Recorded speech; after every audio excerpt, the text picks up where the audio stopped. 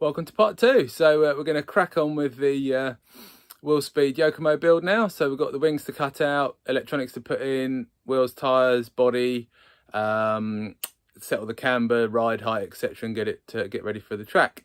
So yeah, thanks for all the subscribers so far and all the positive comments I've had. So I really do appreciate it. And if you're enjoying the videos, and hopefully you consider subscribing. And we'll sort of grow the channel and do some more stuff. So there's a few of my other cars which we'll run through, and an 8 scale there. So we've got plenty to talk about, and a sneaky peek. There you go, onto the wall of other stuff I've got. So yeah, we've got plenty to talk about and a good few ideas coming up. So anyway, hope you enjoy part two, and we'll crack on. Welcome back to part two. So next on the list is to put some wings on it. So we've got the Willspeed wing here. Then we've got a Yokomo front wing here. So we're just going to trim these out. And the way I basically do it is basically score along the lines. And then once you've scored around the whole wing, then on these sort of trickier corners, I'll basically snip through to the line, there, etc. You get the idea. And basically bend it and then snap it off. And then I'll run round with a piece of sandpaper just to take all the rough edges off. And you can either run them clear, or you can get some Scotch-Brite pad, which looks something like this. And then you can basically just score up the wing to give it that kind of smoked effect, which looks something like that. So you can do that on the wing if you want to. It's up to you. You can do it both sides or just one side. I've done the underneath of this wing here, just left the top shiny. I think it looks quite smart. So anyway, we'll crack on with that in a sec. So that's the wing scored with the scalpel there. So basically I've ran that round the trim lines like so, and then we'll just start snipping out. So we'll just put a cut here and a cut here, like that. Sorry, it's not in view. And basically you bend the Lexan like so, and it snaps off, and you get a nice clean line. So we'll get on with the rest of the wing now. So that's the wing all trimmed out. So obviously with the well, not obviously, because maybe not everybody knows, but anyway, the what you don't want to do is have too much rear gurney on the wing. You know, you can see the standard cut line there, which will probably be all right for sort of outdoors or you know, kind of low grip conditions where you want a bit more downforce on the wing. But for indoor racing, we kind of trim them, you know, pretty low.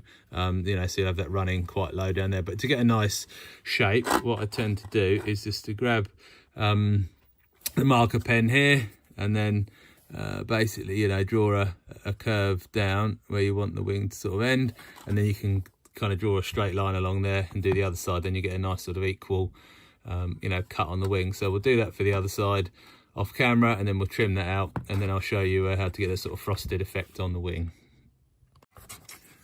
Right, that's the wing trimmed up. So as you can see, we've cut that out, and that all looks quite sort of neat and uniform. And we've got no kind of right angles that you know, if you do have right angles in sort of cuts in the wing, it can, you know, when you crash, which we all do unless you're a pro, but then they still have crashes now and again, don't they? But anyway, yeah, if you sort of have kind of right angles and not smooth sanded surfaces, the wings tend to split when you roll over. So we've sanded all the edges now, so that's, you know, you can either just give this a quick clean up and put it straight on the car.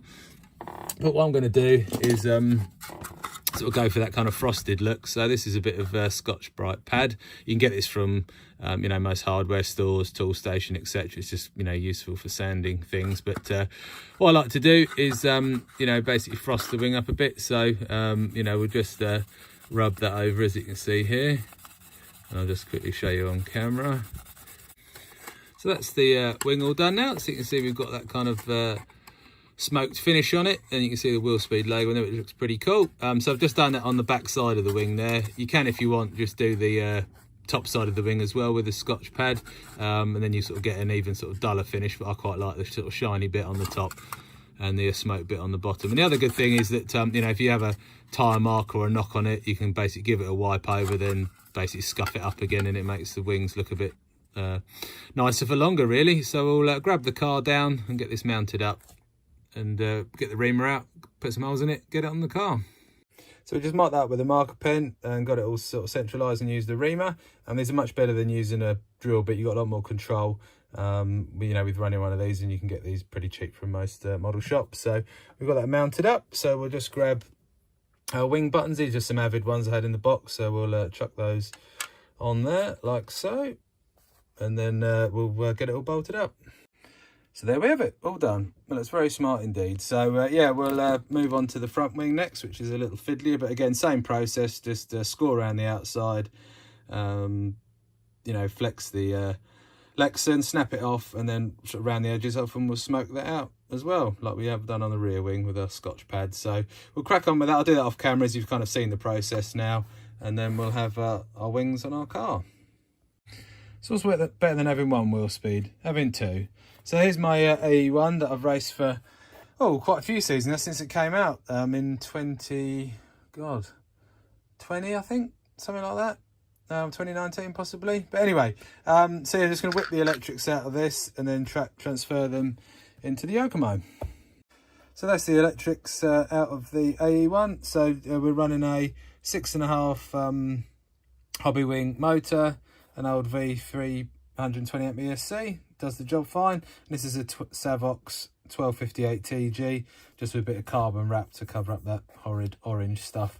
Then we've got one of the little kind of copy Sanwa receivers, the aerial-less ones, get them off AliExpress for about 17 quid. So been running these for quite a few years, they're really good. So yeah, that's the electronics I'm running, a bit old school, but does the job.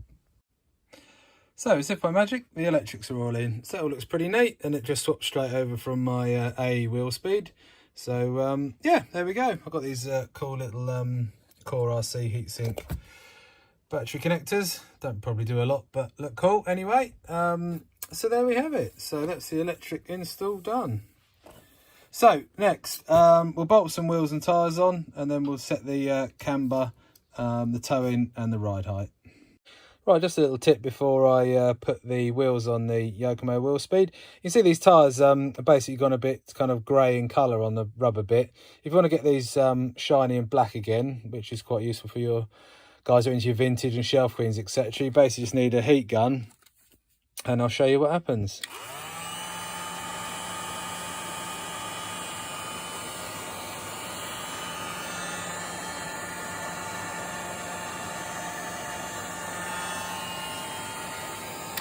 There you go, so just heat the rubber up and it's all black and nice again. So that's the wheels and tyres bolted up, and now we're just going to set the ride height, then we'll do our camber and tow. So looking at the setup sheet, Victor was running 14mm front and 14mm ride height. So I've got one of these little Centro ride height gauges, and we've got that set to 14mm, as you can see there. So what I tend to do is to give the suspension bit of a push up and down, which I know RC people like to do. So what we'll do is just drop it a couple of times, then let the car settle, then we'll get our ride height gauge and slide it underneath, and then see where we are. So we're not looking too bad on the front there, that looks about spot on. So then we'll move this to the rear of the car. As you can see there, we're a bit high. So we'll just make a couple of adjustments and get that a touch lower. So next up we'll do the camber. So the setup sheet is -2 all round. So we've set the gauge there to -2, and as you can see, it's a bit wonky. So obviously what we want to do is get the tyre touching at both the bottom and the top at that setting. So we'll just adjust the turnbuckle there and then get that right. One thing worth doing is just spinning the tyre around again, getting the car settled, and then just double checking again, because you know, depending on if your tyre's perfectly glued, you'll get a slightly different reading. You can obviously roll the car backwards and forwards and then just check again if you'd like. But anyway, you can definitely see that's out, so we'll make those adjustments now. So as you can see, that's -2 camber on the rear, and that's spot on. So we'll do the rest of the car now, and then we'll check our tow. One thing I forgot to mention was obviously you want to do this on a nice flat surface. This is just a piece of glass I managed to acquire, but you know, a worktop, just anything flat really to get accurate readings. So if you can get that sorted out, that will certainly make your life easier. That's the front end all done now. So we've done the camber and tow on the front. So now we'll switch the car on, check the electrics are working all right, and then do the endpoint adjustments on the radio, which I'll show you in a sec. Right, so that's the radio gear all switched on. I run a stick XSX Sanwa. Anyway, so So we've got a bit of turbo on there because of the truck I run, it's pretty big. So that's all working fine. And then the steering, so that's all centered and working all right. And one thing you want to do is when you're doing your endpoint adjustments is just to make sure that you know, you're getting the hub kind of hitting the C hub. You can obviously back it down with your dual rate trim on the transmitter, which is that dial there. But you know, to start with, just to see, you know, you want it to get to full lock both ways basically. And then you can dial the steering down at the track if it's too much. One thing you know, worth doing as well is to double check, obviously do it on the stand first and then just get it down at ride height, because you know, when it's on the floor, the you know, you might not be hitting full lock or might be going too much and straining the servo. So just do that check as well. So do it on the stand, do your endpoint adjustments, and then do them down on the stand as well. So you can see here we've got the sub trim, so that's obviously just to make sure the servo's centered and straight, and then we'll just twist the dial till we get to our endpoint adjustment. There we go. So there's dual rate there, there's endpoint adjustment. You see 99 and then 71, but obviously this will depend on the car, the servo, etc. So you just want to obviously make sure that you've got the throws about right, so you're not straining the servo too much. But that's pretty much spot on. So there we go. So that's the electric part done. So there we go. So that's the shell mounted up and ready to go. So this is one of my older shells I had, but I trimmed it to suit the Yokomo. So I have to trim a bit around the front there and put a little hole in for the slipper clutch adjustment. But there you go. So I'm really pleased with how it looks. That looks spot on. So yeah, we'll get another. This has got a few marks on it, this shell. This is the original Willspeed shell. So you know, we'll put one of the slightly more modern RF2 Falcon shells on it, but this was the original one that's quite sort of swoopy, but it still looks pretty nice. I'm really pleased with the look of the car. So there you go. So that's it. So that's part 2 done. So the next thing we really need to do is go and race it. So hopefully in the next couple of weeks we'll get down to 1066 at Hastings and give the car a run.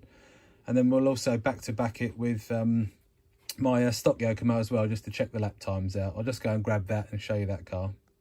So here's my stock car. So this is a 3.1 Yokomo and a few option parts on it. It's not a stock car, as we were modified in the UK, but more of a standard car than the Willspeed for sure. So yeah, pretty standard car with a couple of option parts. So we've got the fusion brace here at the front, got the dark side designs lipo holder there, which is pretty neat. And we've also got the fusion rear tower as well, so that's got a different ball stud arrangement, as you can see just down in there, than the standard car. And yeah, just quite a few nice couple of bits that add some performance to the car. And again, I got these from our friends over at SEMCS, so you know, go and check out their website and you can certainly get them from there. So there we go. So we'll compare lap times between the two beasties, and you know, I'm pretty sure I know the result already, having driven Willspeed for many years, but it'll be quite an interesting experiment anyway. So there we have it. So that's both of the cars done.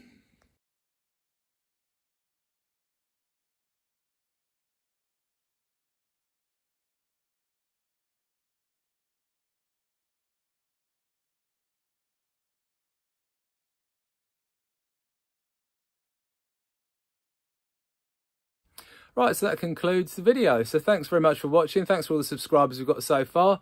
And hope you've enjoyed the build of the Yokomo Willspeed. It's been good fun and great to restore that donor car and get it into something looking pretty smart and ready for the carpet. So can't wait to give this a run out and see how it compares to my old AE Willspeed, as well as the standard Yokomo, which is just up there. So yeah, we'll get the lap times down. I'll do a sort of vlog of when we go to 1066 and sort of show you that club, which is awesome, and see how the car goes. But can't wait to give it a rip. Anyway, thanks for watching. Thanks for those that have subscribed already, and if anybody else wants to subscribe, that'd be awesome, and we can grow the channel and get some more content on there. So thanks for watching, and I'll see you trackside.